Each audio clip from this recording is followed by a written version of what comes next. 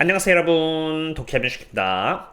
테슬라는 이틀 전 이렇게 갭 하락했던 부분들을 빠른 속도로 어제 채우는 과정에서 약 3% 정도 상승하면서 한때 $300 이상 올라가는 모습을 보여주었지만, 어젯밤에 멤버십분들 상으로 미리 분석드렸던 것처럼 세력들은 $290에 풀옵션 갬마를 잡아놓음으로써 여기 이렇게 지선 역할을 형성했고요. 콜옵션 갬마는 $300대 형성되어 있어서 강력한 저항선 역할을 하였는데, 결국 $300 이상으로 올라가자 하방 압력이 세게 오기 시작했고 테슬라는 297에 마감을 한 것입니다. 제가 세력들의 포지션을 말씀드릴 때마다 종종 받는 질문은, 세력들이 잡은 포지션을 장중에 조금이라도 넘어버릴 때, 예를 들어서 $300 넘었는데요? 라는 질문입니다.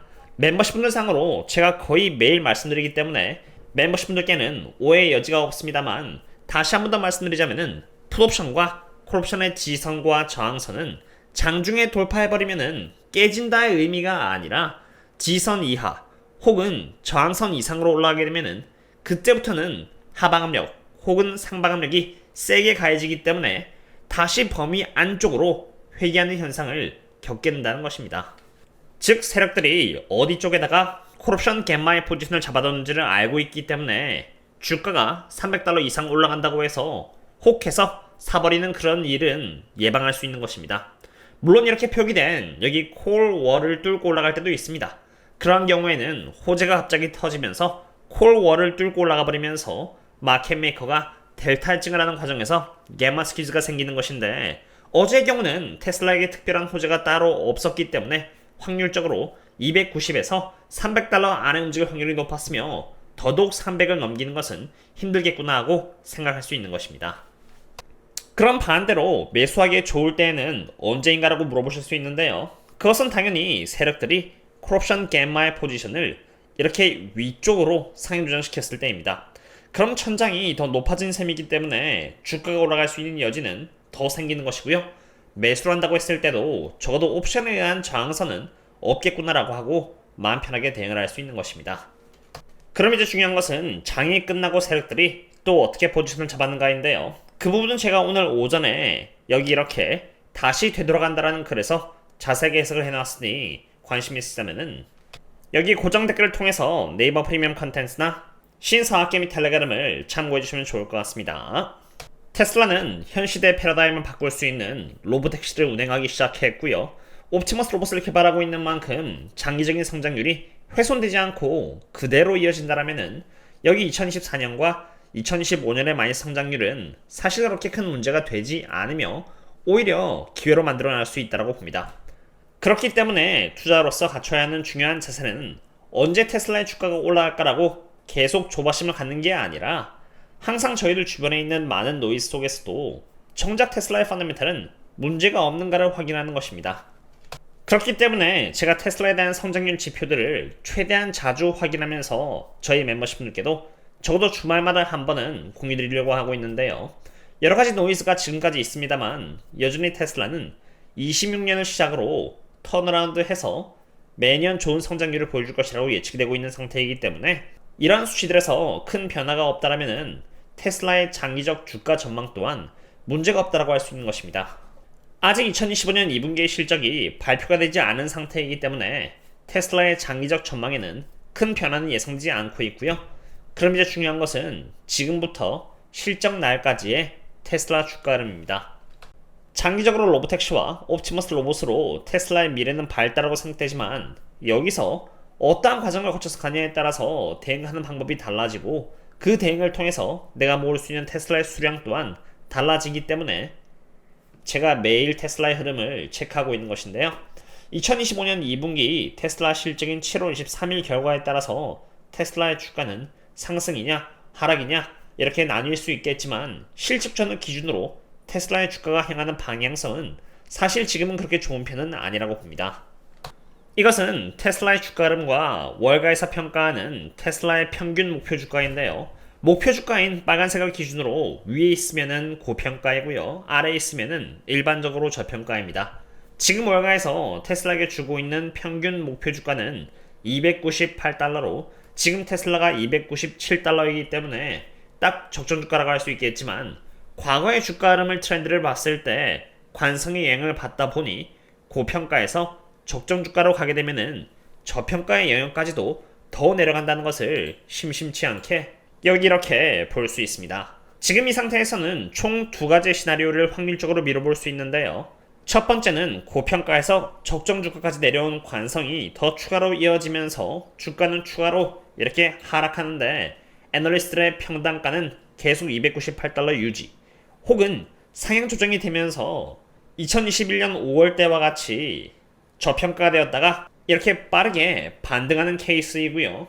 두 번째 케이스는 마찬가지로 고평가에서 적정 주가 그리고 저평가까지 이렇게 내려왔는데 실적이 좋지 않아 애널리스트들이 평균 목표 주가를 하향 조정을 시킴으로써 이 빨간 색깔이 함께 떨어지고요. 그 과정에서 주가까지 떨어져서 더 저평가의 영역까지 내려가게 되는 케이스입니다. 저도 어떠한 케이스가 유효할지는 모르지만 실적 전을 기준으로 일단 계속해서 애널리스트들의 평균 목표 주가인 298달러 아래쪽으로 하방력을 받게 되지 않을까 생각되고요. 그 과정 속에서 270에서 278까지 내려갈 가능성 또한 바라보고 있는 이유가 이러한 이유 때문입니다.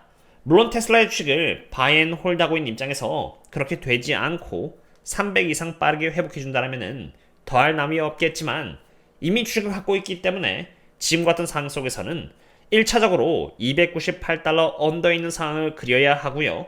2차적으로 실적이 좋지 않게 나왔을 때 애널리스트들이 평단가를 낮춤에 따라서 이 빨간 색깔이 더 아래쪽으로 내려가는 상황까지 바라봐야만 제대로 된 대응을 해나갈 수 있다는 생각이 드는 것입니다. 그럼 이제 제가 저희 멤버십분들 상으로 매일 공유드리고 있는 섹터별 수급 현황 또한 한번 보고자 합니다. 테슬라는 한때 주가가 330달러 이상 올라가면서 테슬라의 수급이 가장 약하면서 이렇게 강함 쪽으로 올라갔었고요.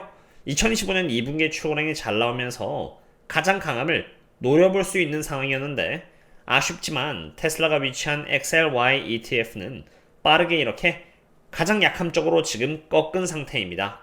실제로 이 흐름이 계속 이어질지는 두고 봐야 되긴 하겠지만 만약 테슬라가 여기서 가장 약함으로 다시 들어가게 된다면은 제가 아까 1차와 2차 케이스를 나눴듯이 가장 약함으로 들어왔기 때문에 너무 과하게 안 좋게 볼 필요는 없다고 보고 있고요.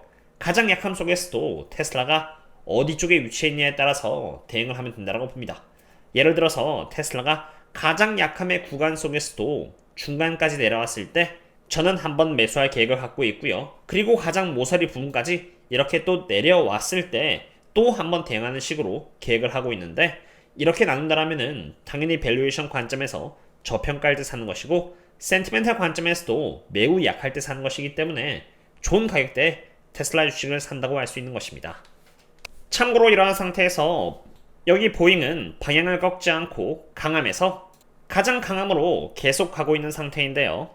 보잉은 제가 저희 멤버십분들 상으로 3월 13일 50%의 상승 신호가 잡힌 저평가 독점 기업이라고 평가하면서 매수했던 기업으로 사실 너무 잘 올라가고 있으며 여기 장기간에 걸쳐서 만들어진 이 빗각을 뚫고 올라간 상태이기 때문에 기술적으로 235에서 245까지도 테스트하러 갈 수 있는 상황입니다. 보잉은 테슬라나 엔비디아처럼 엄청 인기 있는 종목은 아니기 때문에 많은 분들의 관심이 없으시지만 테슬라와 동시에 또 제가 선호하는 기업은 보잉처럼 모노폴리면서도 악재가 사라져가고 있는 기업입니다. 과거 보잉의 프리 캐시 플로우가 이렇게 적자가 나면서 검정색인 이 주가가 크게 떨어졌다면 지금은 프리 캐시 플로우가 다시 이렇게 머지않아 플러스가 될 것이라고 예측이 되고 있고요.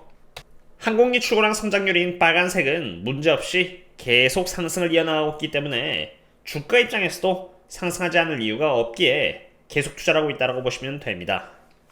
테슬라에 대해서 분석하다가 잠깐 멤버십분들께 따로 분석드린 저평가 기업 분석에 대해서 이야기를 하게 되었는데요. 제가 참 많은 종목들을 분석해왔고 펀더멘탈을 기준으로 투자금을 잘 분배해서 투자하고 있습니다만 테슬라 또한 장기 투자하기가 참 힘든 종목이라고 생각됩니다. 어떤 투자가 어렵지 않겠냐만 제가 느낀 것은 꾸준한 숙제를 하면서 고민하고 리스크를 가늠하면서 투자해 나갔을 때 그때 비로소 좋은 투자 결과가 나온다고 생각을 하고요.